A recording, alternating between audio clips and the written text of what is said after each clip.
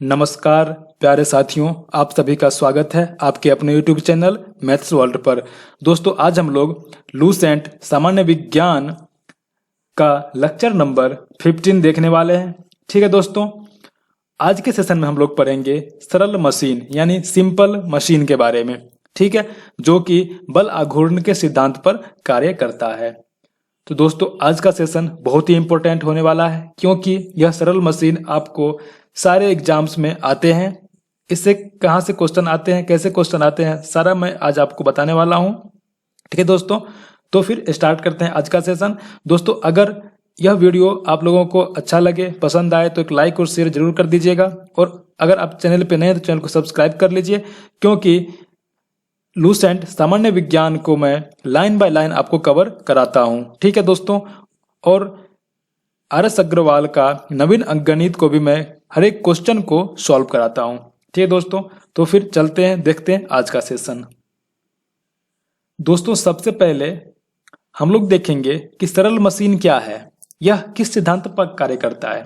ठीक है, तो सरल मशीन यानी सिंपल मशीन यह जो है बल आघूर्ण के सिद्धांत पर कार्य करता है। ठीक है दोस्तों, यह जो सिंपल मशीन है, सरल मशीन जो है, वह बल आघूर्ण के सिद्धांत पर कार्य करता है। यह आपका फर्स्ट क्वेश्चन आपको यहां से आता है कि सरल मशीन किस सिद्धांत पर कार्य करता है, तो यह बल आघूर्ण के सिद्धांत पर कार्य करता है। ठीक है दोस्तों, और बल आघूर्ण क्या होता है मैंने इससे पहले के वीडियो में बता रखा है। तो अगर आपको बल आघूर्ण नहीं पता है तो आप लोग उस वीडियो को जरूर देखें, जो कि लूसेंट सामान्य विज्ञान का लेक्चर नंबर 14 वाला वीडियो है। ठीक है दोस्तों, आप लोग वहां जाकर जरूर देखें, उसके बाद आपको सरल मशीन पूरी तरह से समझ में आ जाएगा। और आगे कह रहा है सरल मशीन एक ऐसी युक्ति है, सरल मशीन जो एक ऐसी युक्ति होती है जिसमें किसी सुविधाजनक बिंदु पर बल लगाकर किसी बिंदु पर रखे हुए एक भार को उठाया जा सकता है। सरल मशीन जो है सो ऐसी युक्ति है, सरल मशीन ऐसी युक्ति है जिसमें किसी सुविधाजनक बिंदु पर हम एक बल लगाते हैं और उस बल के कारण आराम से कोई भार को उठाया जा सकता है। बहुत ही आसानी से किसी भार को उठा सकते हैं, बहुत ही कम बल लगाकर। तो उस युक्ति को क्या कहते हैं, सरल मशीन कहते हैं। ठीक है दोस्तों, बहुत कम बल लगा करके बहुत भारी वस्तु को आसानी से उठा सकते हैं, तो ऐसी युक्ति को क्या कहते हैं, सरल मशीन कहते हैं।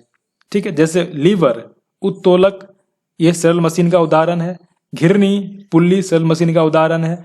आनत तल, इंक्लाइंड प्लेन जो है, ये भी सरल मशीन का उदाहरण है। आनत तल मतलब जैसे होता है दोस्तों कि कोई ट्रक पर से या कोई ट्रैक्टर पर से आपको कोई ड्रम उतारना है, तो हम लोग क्या करते हैं, आनत तल यानी इंक्लाइंड प्लेन। जैसे ये ट्रक है, तो उसमें क्या करते हैं हम लोग, इंक्लाइंड प्लेन पर वस्तु को रख करके आराम से धीरे लुढ़का करके नीचे कर लेते हैं। तो इंक्लाइंड प्लेन भी क्या है, एक सरल मशीन है। स्क्रू जैक, जैसे स्क्रू खोलते हैं कोई, तो वो भी स्क्रू जैक जो होता है वो भी क्या होता है, सरल मशीन का उदाहरण है।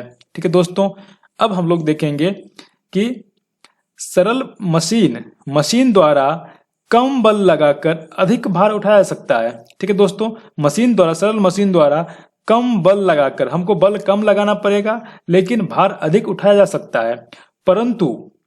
परंतु जो हम लोग जितना ऊर्जा हम मशीन को दे रहे हैं, उससे कम जितना ऊर्जा हम मशीन को, यानी इनपुट एनर्जी जितना मशीन को हम देते हैं एनर्जी, हमेशा उससे कम एनर्जी ही हमको आउटपुट मशीन से मिलता है। ठीक है दोस्तों, यानी इसका कहने का मतलब हो गया कि जितना मान लेते हैं ये मशीन है, इसको हम लोग जितना एनर्जी देते हैं उससे आउटपुट जो निकलता है वो कम एनर्जी निकलता है। ठीक है, हमेशा यह यूनिवर्सल ट्रूथ है कि किसी भी मशीन को जितना एनर्जी हम देते हैं उससे कम एनर्जी ही वो मशीन हमको दे पाता है। ठीक है, क्योंकि उसमें होता क्या है कि ऊर्जा का कुछ अंश जो है सो घर्षण बलों के विरुद्ध कार्य करने में खर्च हो जाता है। ठीक है दोस्तों, जैसे हम मशीन को जितना एनर्जी दिए उससे कम एनर्जी हमको मशीन का आउटपुट से मिलता है। ठीक है, तो आखिर एनर्जी गया कहाँ, तो उसमें क्या होता है दोस्तों, मशीन के अंदर क्या होता है, मशीन चलती है तो क्या होता है कि अंदर में घर्षण होता है, घर्षण होने से ऊष्मा उत्पन्न होता है। ठीक है, जो कि एनर्जी के लॉस का कारण है।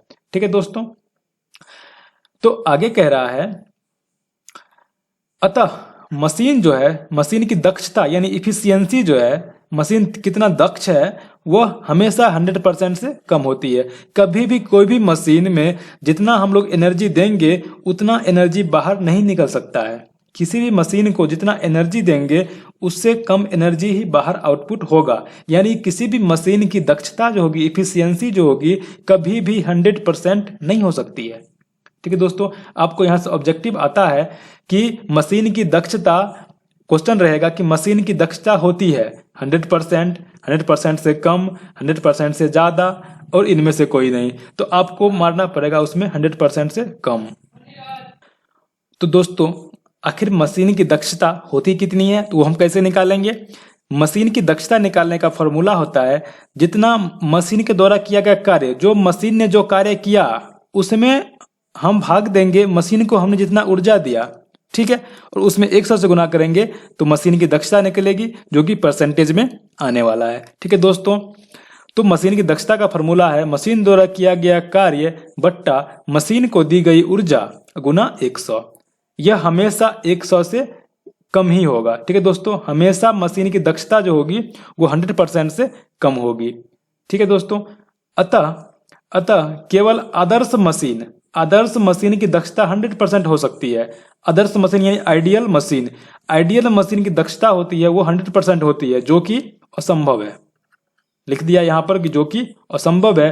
किसी भी मशीन की दक्षता यानी इफिशियंसी कभी भी 100% नहीं हो सकती है। यानी मशीन में हम जितना एनर्जी इनपुट कर रहे हैं उससे कम ही एनर्जी हमको आउटपुट मिलेगा। ठीक है दोस्तों, कभी भी जितना इनपुट कर रहे हैं उतना आउटपुट हमको नहीं मिलने वाला है। यानी इसकी दक्षता जो होती है कभी भी 100% नहीं हो सकती है। और आइडियल मशीन की दक्षता 100% होती है, जो कि असंभव है। आइडियल मशीन, कोई भी मशीन आइडियल मशीन नहीं हो सकता है। ठीक है दोस्तों, उम्मीद करता हूं समझ में आ गया होगा। आगे बढ़ते हैं हम लोग। अब दोस्तों सरल मशीन देखने के बाद अब हम लोग उत्तोलक यानी लीवर जो है एक सरल मशीन का एक उदाहरण है, उसके बारे में हम लोग विस्तार से देखेंगे। ठीक है, आखिर उत्तोलक क्या होता है? तो दोस्तों उत्तोलक जो लीवर जो है एक सरल मशीन है। उत्तोलक क्या है? एक सरल मशीन है। जैसे एग्जाम्पल के लिए चिमटा, सरौता और कैंची, ये सब क्या है? एक सरल मशीन है जो कि उत्तोलक है। ठीक है दोस्तों, तो उत्तोलक क्या होता है? उत्तोलक एक सीधी या टेढ़ी छड़ होती है। यानी ये जो छड़ है, ये छड़ क्या है? उत्तोलक है। ठीक है, जिसमें क्या होता है कि जो किसी निश्चित बिंदु के चारों ओर स्वतंत्रता पूर्वक घूम सकती है। जैसे कोई बिंदु यहाँ पर है, ठीक है, कोई यहाँ पर ये कोई बिंदु लगा हुआ है, तो इसके चारों ओर यह घूम सकती है आसानी से। ठीक है दोस्तों, उत्तोलक में आलंब, आयास एवं भार नामक 3 मुख्य बिंदु होते हैं। उत्तोलक में जो होते हैं वो 3 मुख्य बिंदु होते हैं। कौन कौन से बिंदु होते हैं? एक होता है आलंब, एक होता है आयास और एक होता है भार। ठीक है दोस्तों, अब आलंब क्या होता है, आयास क्या होता है और भार क्या है, अब हम लोग देखते हैं। तो आलंब क्या है? आलंब यानी फलक्रम। तो किसी भी उत्तोलक या सरल मशीन में फलक्रम जो होता है वो क्या होता है? तो जिस बिंदु के चारों ओर उत्तोलक आसानी से स्वतंत्रता पूर्वक घूम सकती है उसे आलंब कहते हैं। जैसे इस बिंदु, यहाँ पर ये बिंदु है, ठीक है, इस बिंदु के चारों ओर जो है यह उत्तोलक घूम सकता है, तो इस बिंदु को क्या कहते हैं? आलंब कहते हैं, जिसको कि इंग्लिश में फलक्रम यानी एफ कहते हैं। ठीक है दोस्तों, आयाम क्या होता है? आयास का इफोर्ट यानी जो हम बल लगाते हैं, जितना हम इफोर्ट लगाते हैं उसको क्या बोलते हैं? आयास। तो उत्तोलक को उपयोग में लाने के लिए उस पर जो बल लगाया जाता है उसे आयास कहते हैं। ठीक है दोस्तों, अगर हम लोग यहाँ पर बल लगा रहे हैं और यहाँ पर कोई भार लटका हुआ है जिसको उठाने के लिए हम यहाँ पर बल लगाएंगे तो इसको कहते हैं इफोर्ट यानी आयास। ये हो गया फलक्रम यानी एफ, ये हो गया आयास यानी इफोर्ट। और ये जो है दोस्तों, ये जो भार है इसको क्या कहते हैं? भार यानी लोड। इसको क्या कहते हैं? लोड। उत्तोलक के द्वारा जो बोझ उठाया जाता है अर्थात किए गए कार्य को भार कहते हैं। ठीक है दोस्तों, यानी इसको लोड कहते हैं। समझ में आ गया कि उत्तोलक क्या होता है? उत्तोलक में 3 मुख्य बिंदु है, आलंब यानी फलक्रम, आयास यानी इफोर्ट और 3 नंबर में है भार यानी लोड। तो तीनों समझ में आ गया। आलंब होता है जिस बिंदु पर जो उत्तोलक है स्वतंत्रता पूर्वक चारों ओर घूम सके उस बिंदु को फलक्रम यानी आलम्ब कहते हैं। आयास यानी इफोर्ट, जो बल हम लोग लगाते हैं सरल मशीन यानी उत्तोलक को चलाने के लिए, उसको आयास यानी इफोर्ट कहते हैं। और भार जो होता है वह भार, जो बोझ हम लोग उठाते हैं यानी जो किया गया कार्य होता है वही क्या होता है, भार होता है। ठीक है दोस्तों, उम्मीद करता हूं समझ में आया होगा। ठीक है, तो आगे बढ़ते हैं। अब दोस्तों हम लोग देखेंगे उत्तोलक का सिद्धांत। उत्तोलक जो है, उत्तोलक का क्या सिद्धांत, थ्योरी ऑफ लीवर। तो दोस्तों आपको पता है कि सरल मशीन बल अघूर्ण के सिद्धांत पर काम करता है। उत्तोलक भी एक सरल मशीन है, तो यह भी बल अघूर्ण के सिद्धांत पर काम करता होगा।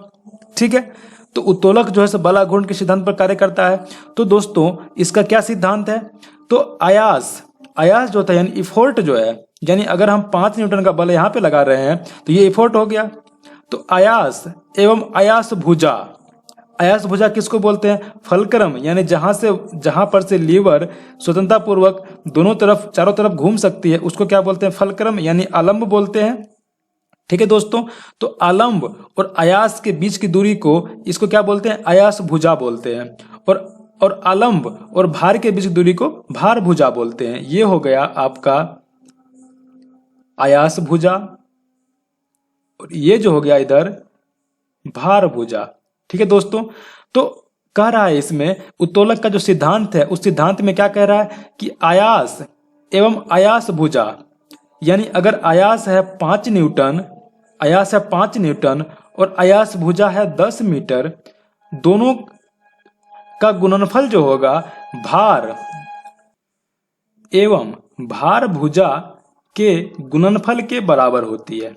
ठीक है दोस्तों, तो इसमें क्या कह रहा है, आपको समझना है कि उत्तोलक का क्या सिद्धांत है। तो यह बल अघूर्ण का सिद्धांत पे काम करता है।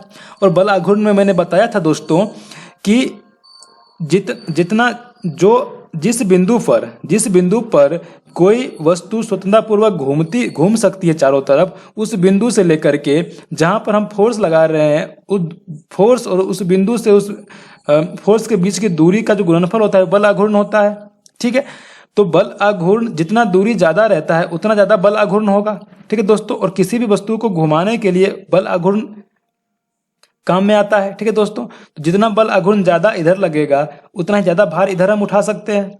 ठीक है, तो इसमें कह रहा है कि आयास एवं आयास भुजा का गुणनफल जो है भार एवं भार भुजा के गुणनफल के बराबर होता है। तो अगर यह इधर भार भुजा हमको 10 मीटर है और इधर भार भुजा 2 मीटर है, तो यहाँ पर भार भुजा 2 मीटर हो जाएगा। और दोनों बराबर होने के लिए 5 दाएं 50 होगा, तो इधर 50 होने के लिए इधर भार 25 न्यूटन हो जाएगा। यानी इसका क्या मतलब हो गया कि अगर हम 5 न्यूटन का बल लगा रहे हैं 10 मीटर फलक्रम से 10 मीटर दूरी पर, तो हमको अगर इधर फलक्रम से इस पर भार भुजा 2 मीटर है तो हम 25 न्यूटन के भार को आसानी से उठा सकते हैं। 5 न्यूटन भार लगा करके 25 न्यूटन के भार को आसानी से उठा सकते हैं। तो यही होता है क्या, सरल मशीन। ठीक है दोस्तों, और उत्तोलक का सिद्धांत होता है कि आयास गुना आयास भुजा बराबर भार गुना भार भुजा। ठीक है दोस्तों, आपको याद रखना है ये, इससे आपको न्यूमेरिकल क्वेश्चंस आ सकते हैं। ठीक है, तो न्यूमेरिकल क्वेश्चन में आपको आयास दे देगा, आयास भुजा दे देगा, भार दे देगा, भार भुजा निकालना रहेगा, या आयास दे देगा, भार दे देगा, भार भुजा दे देगा, आपको आयास भुजा निकालना रहेगा। मतलब चारों में से 3 दे देगा, आपको कोई एक निकालना रहेगा। ठीक है दोस्तों, तो उम्मीद करता हूं समझ में आ गया होगा। अब हम लोग देखेंगे उत्तोलक का यांत्रिक लाभ। ठीक है दोस्तों, मैकेनिकल एडवांटेज ऑफ लीवर। हमको लीवर का यूज जो करते हैं सरल मशीन के रूप में, उत्तोलक का जो यूज हम लोग सरल मशीन के रूप में करते हैं, उसका क्या लाभ होता है। ठीक है दोस्तों, तो उत्तोलक के द्वारा उठाए गए भार तथा उस पर लगाए गए आयास के अनुपात को क्या कहते हैं, उत्तोलक का यांत्रिक भार। ठीक है दोस्तों, यहाँ पर आयास होगा 100 होगा। ठीक है, तो यांत्रिक लाभ जो होता है वो भार बट्टा आयास होता है। यानी अगर हम कम भार कम इफोर्ट लगा करके ज्यादा भार उठा रहे हैं तो उसका जो यांत्रिक लाभ होगा 1 से ज्यादा होगा। ठीक है दोस्तों, तो सरल मशीन में हमेशा हम लोग सरल मशीन का उपयोग इसलिए करते हैं कि हमको कम बल लगाना पड़े और अधिक से अधिक भार उठाया जा सके। ठीक है दोस्तों, तो इसलिए हम लोग उत्तोलक का उपयोग करते हैं, यानी सरल मशीन का उपयोग करते हैं। तो यहाँ पर हमेशा जो भार जो होगा, हमेशा भार वो ज्यादा होगा इफोर्ट यानी हम जो बल लगा रहे हैं उससे, तो सरल मशीन उत्तोलक यांत्रिक लाभ हमेशा 1 से अधिक होता है। ठीक है दोस्तों, आपको ये भी ऑब्जेक्टिव क्वेश्चन आ सकता है कि सरल मशीन का यांत्रिक लाभ जो होता है वो हमेशा 1 से अधिक होता है। ठीक है, अब दोस्तों हम लोग देखेंगे कि उत्तोलक कितने प्रकार के होते हैं। मैंने बताया कि उत्तोलक क्या होता है। ठीक है, अब हम लोग देखेंगे यह कितने प्रकार के होते हैं। तो दोस्तों इसमें इफर्ट यानी आयास, फलक्रम यानी आलंब और भार यानी लोड, इसकी स्थिति जो है इसके अनुसार जो है सो उत्तोलक 3 प्रकार के होते हैं। प्रथम श्रेणी का उत्तोलक, द्वितीय श्रेणी का उत्तोलक और तृतीय श्रेणी का उत्तोलक। ठीक है, तो इसमें तीनों का क्या है, स्थिति परिवर्तित होते रहता है। कभी आलंब बीच में आ गया, कभी आयास बीच में आ गया, कभी भार बीच में आ गया। ठीक है दोस्तों, तो यह जो है सो 3 प्रकार के होते हैं, प्रथम श्रेणी के उत्तोलक, द्वितीय श्रेणी के उत्तोलक और तृतीय श्रेणी के उत्तोलक। तो दोस्तों अब हम लोग देखेंगे कि प्रथम श्रेणी का उत्तोलक जो है वो क्या होता है। ठीक है, तो 1 नंबर पे है प्रथम श्रेणी का उत्तोलक। तो प्रथम श्रेणी के उत्तोलक में क्या होता है, इस श्रेणी के उत्तोलकों में आलंब यानी फलक्रम जो होता है जिसके चारों ओर स्वतंत्रता पूर्वक उत्तोलक घूमता है, यानी आलंब जो होता है आयास एवं भार के बीच में स्थित होता है। ठीक है दोस्तों, प्रथम श्रेणी के उत्तोलक में जो हम लोग इफर्ट लगा रहे हैं वो और जो लोड हमको उठाएंगे वो दोनों के बीच में क्या होता है, फलक्रम होता है। ठीक है दोस्तों, दोनों के बीच में एक बिंदु होता है जिसके परितः जो उत्तोलक है वो चारों तरफ आसानी से स्वतंत्रतापूर्वक घूम सकता है। यानी प्रथम श्रेणी के उत्तोलक आपको याद रखना है, प्रथम श्रेणी का उत्तोलक क्या होता है, जिसमें आयास और भार के बीच जो होता है वो आलंब होता है। ठीक है, अब प्रथम श्रेणी के उत्तोलक का यांत्रिक लाभ जो होता है वो A बराबर क्या होता है, L/E यानी लोड बट्टा इफर्ट। ठीक है दोस्तों, यानी भार बट्टा आयास। तो हमेशा इसका जो होता है वो 1 से अधिक होगा। ठीक है दोस्तों, इसका यांत्रिक लाभ हमेशा 1 से अधिक होगा क्योंकि हमेशा लोड ज्यादा ये उठाएगा। ठीक है, आगे क्या कह रहा है, इसका उदाहरण जो है दोस्तों वो है कैंची यानी सीजर। इसका उदाहरण क्या है, कैंची है। कैंची कैसा होता है दोस्तों, कैंची जो होता है सो ऐसा होता है। ठीक है, तो किसी वस्तु को काटने के लिए हम यहाँ पे यूज करते हैं, यानी जो हम कार्य कर रहे हैं वो यहाँ पे हो रहा है और इसके परितः चारों तरफ घूम सकता है कैंची, और हम बल लगा रहे हैं यहाँ पे लगा रहे हैं, यानी जो हम इफर्ट लगा रहे हैं वो यहाँ है और भार यानी लोड यहाँ है, जो हम कार्य कर रहे हैं वो यहाँ पे कर रहे हैं और फलक्रम क्या है, यहाँ पे है। तो यहाँ पर आयास और भार के बीच में क्या है, फलक्रम है। तो यह प्रथम श्रेणी का उत्तोलक कहलाता है। ठीक है दोस्तों, समझ में आया, आगे बढ़ते हैं।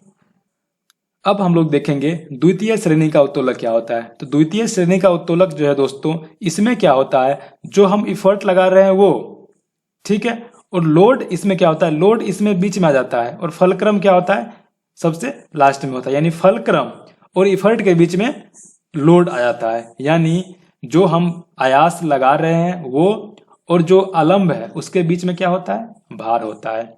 तो करा इस श्रेणी के उत्तोलक में आलंब तथा आयास के बीच में भार होता है। ठीक है दोस्तों, अर्थात उत्तोलक द्वारा संपन्न किया जाने वाला कार्य आलंब एवं आयास के बीच होता है।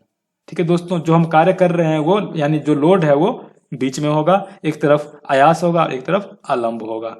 ठीक है, अब इसका उदाहरण क्या है, सरौता यानी नट क्रैकर। दोस्तों सरौता हुआ, ठीक है। नींबू निचोड़ने की मशीन कैसी होती है, नींबू निचोड़ने की मशीन ऐसी होती है दोस्तों, नींबू निचोड़ने की मशीन। यहाँ पे क्या होता है, यहाँ पर नींबू रखा जाता है और आगे तरफ ये यहाँ से घूमता है। ये जैसे ही इसको हम लोग दबाते हैं तो नींबू यहाँ से निचर आता है और यहाँ पर क्या होता है, फलक्रम होता है, यहाँ पर लोड है और यहाँ पर हम लोग इफर्ट लगा रहे हैं, भार लगा मतलब यहाँ पर बल लगा रहे हैं। तो इसमें इफर्ट और फलक्रम के बीच में लोड हो गया, यानी आयास और आलंब के बीच में भार हो गया। ठीक है, जैसे तंबाकू काटने वाली मशीन कैसी होती है, तंबाकू काटने वाली मशीन जो होती है वो ऐसे होती है, ठीक है दोस्तों, यहाँ पर फलक्रम लगा रहता है और एक पट्टिया होती है ऐसे करके, यहाँ पर हम तंबाकू रखते हैं और यहाँ पर से हम लोग ऊपर नीचे करके काटते हैं। तो यहाँ पर ये फलक्रम इसके परितः घूमता रहता है, ठीक है। और यहाँ पर हम लोग लोड, यहाँ पर काम कर रहे हैं यानी लोड हो गया ये, और यहाँ पर बल लगा रहे हैं यानी ये इफर्ट हो गया, ठीक है दोस्तों। यानी इफर्ट और फलक्रम के बीच में लोड होता है। तंबाकू काटने वाली मशीन भी क्या है, द्वितीय श्रेणी का उत्तोलक है, और कब्जे पर घूमने वाला दरवाजा भी द्वितीय श्रेणी का उत्तोलक है, ठीक है। तो आपको इतना एग्जाम्पल थोड़ा सा ध्यान में रखना है और एग्जाम्पल को रियलाइज करना है, ठीक है। डेली लाइफ से रियलाइज करना है कि आखिर यह किस टाइप का सरल मशीन है, ठीक है दोस्तों। और आपको क्वेश्चन कहां से आएगा, इसमें आपको क्वेश्चन आएगा कि द्वितीय श्रेणी के उत्तोलक में क्या होता है। एक में रहेगा अलम्ब और आयास के बीच में भार रहता है, एक रहेगा भार और आयास के बीच में अलम्ब रहता है, ऐसा करके ऑप्शन देगा। तो आपको ध्यान रखना पड़ेगा कि प्राथमिक श्रेणी के उत्तोलक में क्या होता है, द्वितीय में क्या होता है, तृतीय में क्या होता है, ठीक है दोस्तों। अब देखेंगे हम लोग तृतीय श्रेणी का उत्तोलक। तृतीय श्रेणी के उत्तोलक में क्या होता है, इसमें होता है कि लोड और फलक्रम के बीच में हम लोग इफर्ट लगाते हैं, ठीक है। जो हम काम करते हैं, जो मेरा काम यानी लोड है वो, और फलक्रम यानी जिसके परितः घूमता है, इसके बीच में हम लोग क्या करते हैं, बल लगाते हैं, ठीक है। तो इसमें क्या होता है कि इस श्रेणी के उत्तोलक में अलम्ब यानी एफ यानी फलक्रम जो है एवं भार यानी लोड के बीच जो है सो आयास होता है यानी इफर्ट होता है, ठीक है। तो इसका उदाहरण है चिमटा, मनुष्य का हाथ, किसान का हल, ठीक है दोस्तों। तो दोस्तों चिमटा कैसे तृतीय श्रेणी का उत्तोलक है, तो चिमटा कैसा होता है, चिमटा जो होता है दोस्तों वो होता है ऐसा आपको रोटी उठाने वाली मशीन आपने देखा होगा कि यहाँ से क्या होता है, घूमता है, ठीक है। और यहाँ पर हम लोग बल लगा करके दबाते हैं इसको, तो यहाँ पर से ये दबता है और यहाँ से रोटी पकड़ाता है, ठीक है दोस्तों। तो ये चिमटा जो है द्वितीय श्रेणी का उत्तोलक है। कैसे, क्योंकि फलक्रम यहाँ पे है और लोड यहाँ पे है और बीच में हम लोग बल लगा रहे हैं, यानी बीच में इफर्ट है, तो यह तृतीय श्रेणी का उत्तोलक हो गया। तो दोस्तों अब हम लोग तीनों को एक बार रिवाइज करते हैं, ठीक है। अब दोस्तों हम लोग एक बार तीनों को रिवाइज करते हैं कि प्रथम श्रेणी का उत्तोलक में क्या होता है, द्वितीय में क्या होता है और तृतीय श्रेणी में क्या होता है। तो दोस्तों प्रथम श्रेणी के उत्तोलक में जो अलम्ब होता है यानी फलक्रम बीच में होता है और इफर्ट और लोड दोनों साइड में होता है, ठीक है दोस्तों।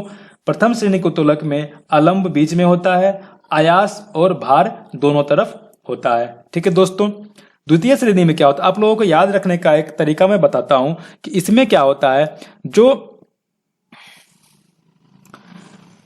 प्रथम श्रेणी में जो था वो क्या हुआ, द्वितीय श्रेणी में कहां चला गया, यहां आ गया।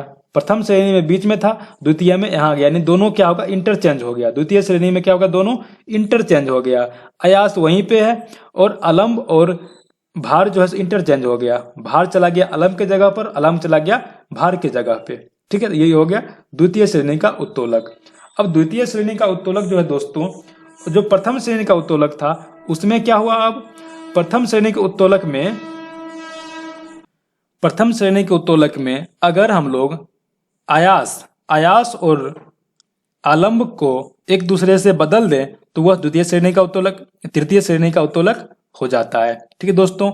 और अलम्ब और भार को बदल दें तो द्वितीय श्रेणी का उत्तोलक हो जाता है, ठीक है। यानी जो प्रथम श्रेणी का उत्तोलक है जिसमें अलम्ब बीच में है और आयास और भार दोनों तरफ है, ठीक है। अगर आपको ये याद है, अगर आपको एक याद हो जाता है प्रथम श्रेणी का उत्तोलक, तो आप द्वितीय तृतीय का आसानी से निकाल सकते हैं, ठीक है दोस्तों। तो प्रथम श्रेणी के उत्तोलक में आपको याद रखना है कि फलक्रम बीच में होता है, ठीक है। आयास पहले और भार बाद में होता है, ठीक है दोस्तों। तो द्वितीय में क्या हो जाएगा, ये जो है अलम्ब और भार इंटरचेंज हो जाएगा एक दूसरे से, अलम्ब की जगह भार हो जाएगा, भार की जगह अलम्ब हो जाएगा, द्वितीय श्रेणी का उत्तोलक बन गया, ठीक है। और तृतीय श्रेणी के उत्तोलक में क्या होता है कि ये भार तो वहीं पे रहता है, ठीक है, भार तो वहीं पे रहता है और ये दोनों इंटरचेंज होता है, आयास और अलम्ब की जगह आयास और जगह अलम्ब हो जाता है, ठीक है दोस्तों। तो ये तृतीय श्रेणी का उत्तोलक हो गया। तो दोस्तों उम्मीद करता हूं आज का वीडियो आप लोगों को पसंद आया होगा, समझ में आया होगा और बहुत कुछ इसमें याद हो चुका होगा। तो दोस्तों अगर आपको यह वीडियो पसंद आया है तो लाइक शेयर जरूर कीजिए और दोस्तों अगर चैनल पे नए चैनल को सब्सक्राइब कर लीजिए, क्योंकि इसी चैनल पर नवीन अंकगणित आर एस अग्रवाल का फुल सोल्यूशन करवा रहा हूं। ठीक है दोस्तों, तो फिर मिलते हैं नेक्स्ट सेशन में नए वीडियो के साथ। तब तक के लिए जय हिंद, जय भारत।